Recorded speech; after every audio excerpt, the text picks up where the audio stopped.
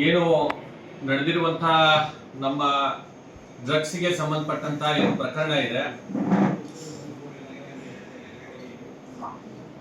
ಅದನ್ನ ಸಿಬಿಐಗೆ ವಹಿಸಬೇಕು ಅಂತ ಅನ್ನೋದು ಒತ್ತಾಯ ಮಾಡಿತ್ತು.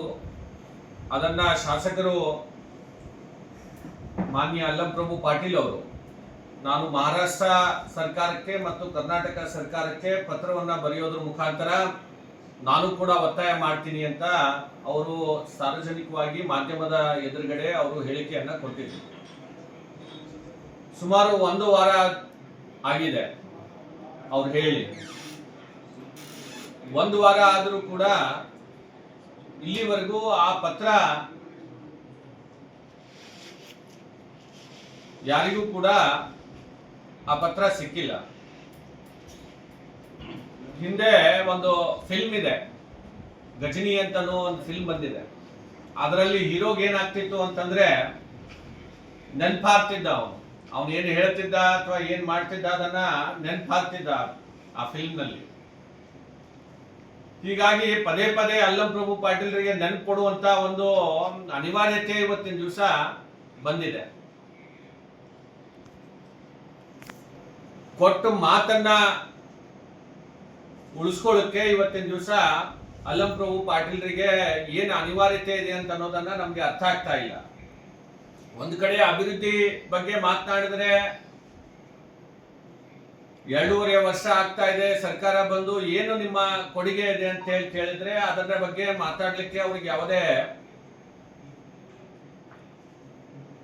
ಅಭಿವೃದ್ಧಿ ಮಾಡದ ಕಾರಣಕ್ಕೆ ಇವತ್ತಿನ ದಿವಸ ಅಭಿವೃದ್ಧಿ ಯಾವುದೇ ನಮ್ಮ ಭಾಗದಲ್ಲಿ ಇವತ್ತು ನೋಡ್ಲಿಕ್ಕೆ ಇವತ್ತು ಆಗ್ತಾ ಇಲ್ಲ.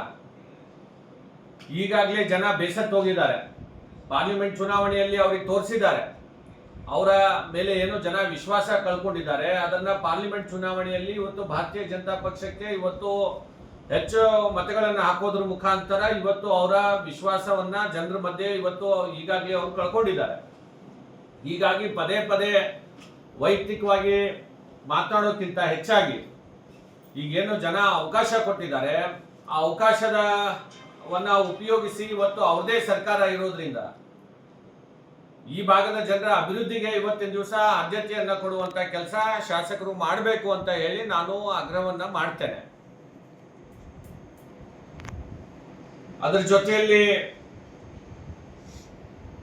ನನ್ನ ರಕ್ತ ಕ್ರಿಮಿನಲ್ ರಕ್ತ ಇಲ್ಲ ಅಂತ ಮಾತನ್ನು ಕೂಡ ವಿಡಿಯೋನಲ್ಲಿ ಹೇಳಿದ್ದಾರೆ. ಅವರಿಗೆ ಯಾರು ಕ್ರಿಮಿನಲ್ ಅಂತ ಹೇಳಿದ್ದಾರೆ ನನಗೆ ಗೊತ್ತಿಲ್ಲ. ತಮ್ಮಷ್ಟಕ್ಕೆ ತಾವೇ ಹೇಳಿಕೆಯನ್ನ ಕೊಡುವಂಥದ್ದು. ಹಿಂದೆ ಅವರು ಸರ್ಕಾರದಲ್ಲಿ ನಾನು ಹೇರ್ ಟ್ರಾನ್ಸ್ಪ್ಲಾಂಟ್ ಅನ್ನ ಮಾಡ್ಕೊಂಡಿದ್ದೀನಿ ಅಂತಂದ್ರೆ, ಕೂದಲನ್ನ ಟ್ರೀಟ್ಮೆಂಟ್ ಅನ್ನ ತಗೊಂಡಿದ್ದೀನಿ ಅಂತ ಹೇಳಿ ಸರ್ಕಾರದಲ್ಲಿ ಬಿಲ್ ಕ್ಲೇಮ್ ಮಾಡಿ, ಅದು ಮಾಧ್ಯಮದಲ್ಲಿ ಬಂದ ಮೇಲೆ ಇಲ್ಲ ಅವರು ನಾನು ಯಾವುದೇ ಆ ರೀತಿ ಹೇರ್ ಟ್ರಾನ್ಸ್ಪ್ಲಾಂಟ್ ಅನ್ನ ಮಾಡ್ಕೊಂಡಿಲ್ಲ ಅಂತ ಹೇಳಿ ದುಡ್ಡು ಮತ್ತೆ ಸರ್ಕಾರಕ್ಕೆ ವಾಪಸ್ ಕೊಟ್ಟಿದ್ದು ನಿದರ್ಶನ ಇದೆ. ಹೀಗಾಗಿ ಅವರಿಂದ ಸರ್ಕಾರದ ದುಡ್ಡು ಇದೇನು ಅವರ ವೈಯಕ್ತಿಕ ದುಡ್ಡಲ್ಲ. ಅದನ್ನ ಮಾನ್ಯ ಶಾಸಕರು ಅರ್ಥ ಮಾಡಿಕೊಂಡು ಇವತ್ತು ಅಭಿವೃದ್ಧಿ ಕಡೆ ಹೆಚ್ಚು ಗಮನವನ್ನ ಹರಿಸಿ ಕೆಲಸ ಮಾಡಬೇಕಾಗಿದೆ. ಈ ರೀತಿ ಜನರನ್ನ ದಾರಿ ತಪ್ಪಿಸುವಂಥದ್ದು, ಏನೋ ಬೇಕಾಬಿಟ್ಟಿ ಮನಸ್ಸಿಗೆ ಬಂದಂಗೆ ಹೇಳಿಕೆ ಕೊಡುವಂಥದ್ದು ನಿಲ್ಲಿಸಬೇಕು. ಇದು ಅವರ ವಯಸ್ಸಿಗೆ ಶೋಭೆ ತರುವಂಥದ್ದಲ್ಲ ಅಂತ ಹೇಳಿನೂ ಕೂಡ ನಾನು ಈ ಸಂದರ್ಭದಲ್ಲಿ ಹೇಳ್ತಾ, ಮತ್ತೊಮ್ಮೆ ಆದಷ್ಟು ಬೇಗ ಅವರು ಪತ್ರ ಕೊಟ್ಟರೆ ಬಹಳ ಒಳ್ಳೇದಾಗತ್ತೆ ಅಂತ ಹೇಳಿ ನಾನು ವಿನಂತಿಯನ್ನ ಮಾಡ್ತೇನೆ. ಸರ್, ಈಗ ಶಾಸಕರು ಏನು ಹೇಳ್ತಾ ಇದ್ದಾರೆ, ದತ್ತಾತ್ರೇಯ ಪಾಟೀಲ್ ಅವರು ಅಧಿಕಾರದಲ್ಲಿಲ್ಲ, ಅದ್ರ ಸಲುವಾಗಿ ಮೀನು ಒದ್ದಾಡ್ತಾ ಇದ್ದಾರೆ ಅಂತ ಹೇಳ್ತಾ ಇದ್ದಾರೆ. ನಾವು 2.5 ವರ್ಷ ಈಗ ಅವಕಾಶ ಕೊಟ್ಟಿದ್ದೇವೆ ಅವರಿಗೆ. ಅಧಿಕಾರ ಇರುತ್ತೆ ಬಿಡುತ್ತೆ ಅದು ಬೇರೆ ವಿಷಯ. ನಮ್ಮ ಕುಟುಂಬಕ್ಕೆ ಈ ಭಾಗದ ಜನರು ತಂದೆಯವರನ್ನ ತಾಯಿಯವರನ್ನ ನನ್ನನ್ನ ಸತತವಾಗಿ ಶಾಸಕರು ಮಾಡಿರುವಂಥದ್ದು ಜನರ ಆಶೀರ್ವಾದದಿಂದ. ಹೀಗಾಗಿ ನಾವು ಅಧಿಕಾರದಲ್ಲಿ ಇರದೇ ಇರಲಿ, ನಾವು ಜನರ ಬಗ್ಗೆ ಜನರ ಧ್ವನಿಯಾಗಿ ನಾವು ಸರ್ಕಾರಕ್ಕೆ ಇವತ್ತು ಅಥವಾ ಇರುವಂತ ಶಾಸಕರಿಗೆ ಅವರ ಏನು ಆಡಳಿತದ ವೈಖರಿಯವನ್ನ ಯಾವ ರೀತಿ ಅವರು ಜನರಿಗೆ ದುರಾಡಳಿತದಿಂದ ಇವತ್ತು ಜನರು ಬೇಸತ್ತಿದ್ದಾರೆ.